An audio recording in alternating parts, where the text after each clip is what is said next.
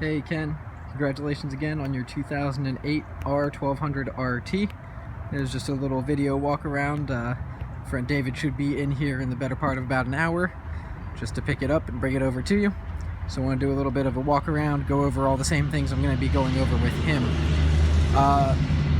Starting off on the controls here, your major 5 controls are going to be as you expect them, as far as throttle, front brake, rear brake down at the bottom, shifter on the left side, and clutch on the left handle as well.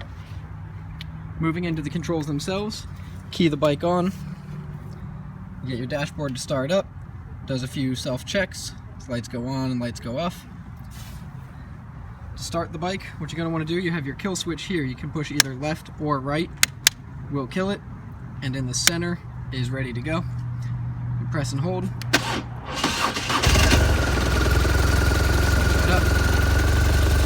Now going around the controls, staying on the left hand side here, down at the bottom you do have your turn signal for the right hand side. Go ahead and take a look at the lights, make sure that they are flashing. You do have a rear turn signal as well as a front turn signal. Now you do have a push to cancel down at the bottom. Just to shimmy over to the left side for a second, with this being the European style, your left turn signal is going to be the bottom switch here under the horn button. And again, to check the lights, here is your rear turn signal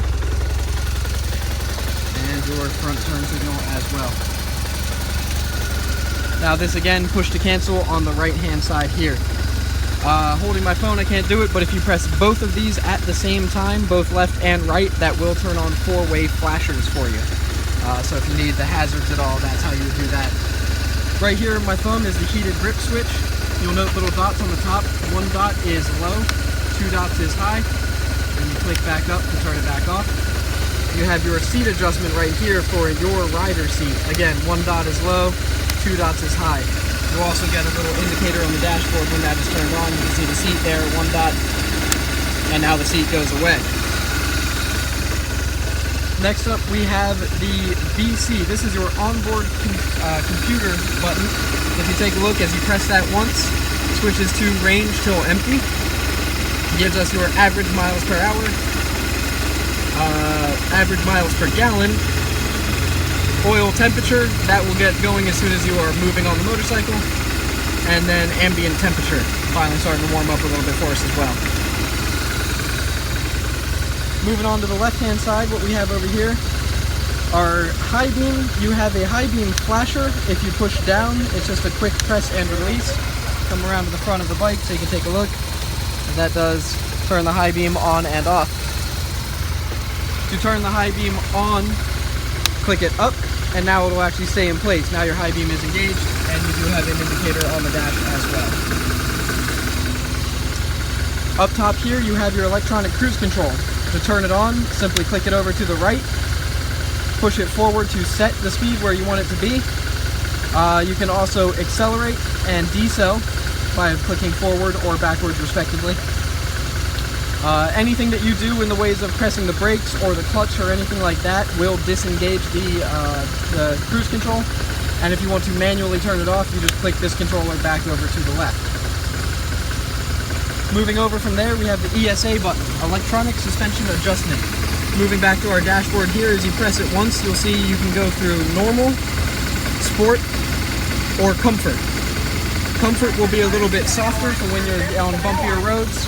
Normal is kind of a run-of-the-mill baseline setting, and then Sport will firm the suspension up a little bit for when you want to get onto the twisties, have a little bit more fun. You'll also notice this little helmet. As you press and hold on the ESA button, now you are set up for rider with luggage, rider with passenger, and solo rider. So that is done simply by pressing and holding on the button as it cycles its way through the different settings. Back onto single rider. Down at the bottom here we have the switch for your electronic windshield. As you'll see here, simple press up, rolls all the way up. And to press down will roll you all the way back down again. You can have it stop anywhere within that range, so it is a stepless adjustment here. Then of course down at the bottom you do have your horn button, horn check, And then the last two buttons that you'll see here are going to be on the dashboard itself. On the left-hand side here, this is going to cycle between your odometer, and then you have a trip 1 and trip 2, and then back to odometer. Of course, to reset, you simply press and hold, and we'll go ahead and reset trip 2 as well. There we go, and back to the odometer. On the right-hand side here, try and block a little bit so you can see, this is a brightness setting. Ran out of time before David came to pick up the bike while trying to show the dimness setting, brightness setting. As long as you are outside, that setting will happen automatically. When it is out in the sun and it is bright, it will default to its brightest setting. Now while we're indoors with a little bit more limited light, it will allow me to make the adjustment. So again, simple press of this button will bring up the bar. You have 5 sections here, going from the brightest down to the dimmest, and then back up to the brightest setting again. So that's all you got to do with this. Anytime you're in low light, you simply use that button to press it, and if you are out in the sun, it's a nice bright day, it will take care of that automatically for you. And that covers us pretty well on the controls up here. One thing I do want to bring to your attention is along to the right hand side of the motorcycle on your passenger seat. Your passenger does have the benefit of heated seat as well. If you look down under the seat right here is the switch. There's also it's a rocker that goes forward for low and rearward for high. Oh, sorry, out of lane. There you go. So in the center is off, forward low, rearward for high setting.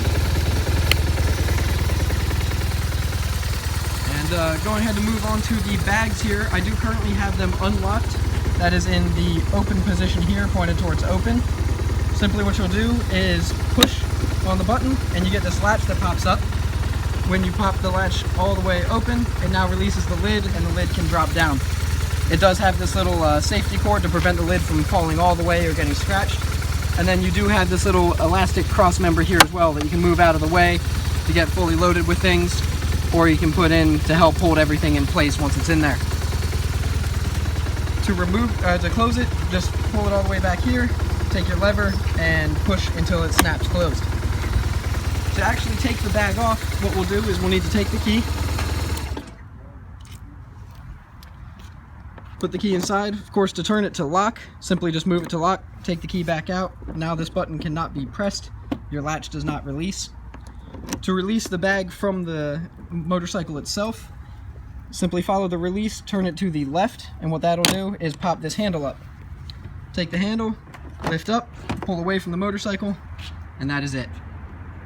You'll see there is a mount point here by the rear passenger foot peg, and then here and here on the fairing of the bike. And those all have associated areas on the bag. That is for the lower setting, and if you can see them, that is the top.